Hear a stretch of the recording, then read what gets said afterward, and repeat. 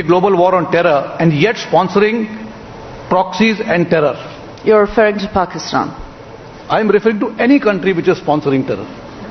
Yes. How do you deal with a problem like Pakistan? Yeah, therefore the problem with this is you have to have an international messaging that has to go to them, hard action being taken, and I feel one of the measures that has been adopted is blacklisting by the FATF is one good measure.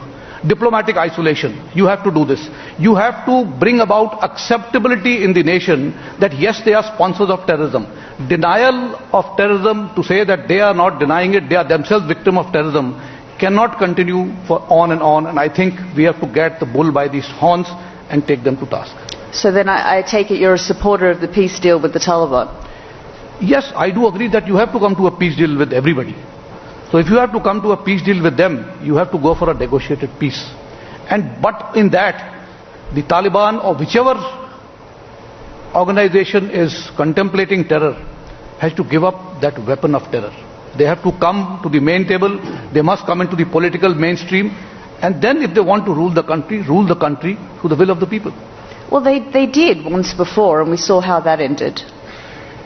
Well, but they did, but yet they had the power of the gun behind them.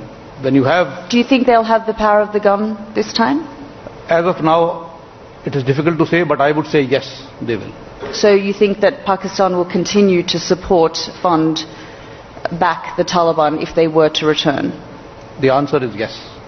And what are the implications for the region? Implications is that for some time you may be seeing a semblance of peace in Afghanistan, but finally it may be things back to normal. You have to basically change the ideology of the people who are residing in this area, the ideology behind Taliban, and only then can you bring in lasting peace in the region. Does it make you angry that the Americans are negotiating with the Taliban?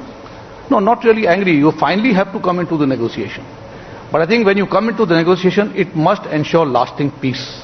It should not be just a temporary measure to find an exit. Today, the Afghan National Defense Force is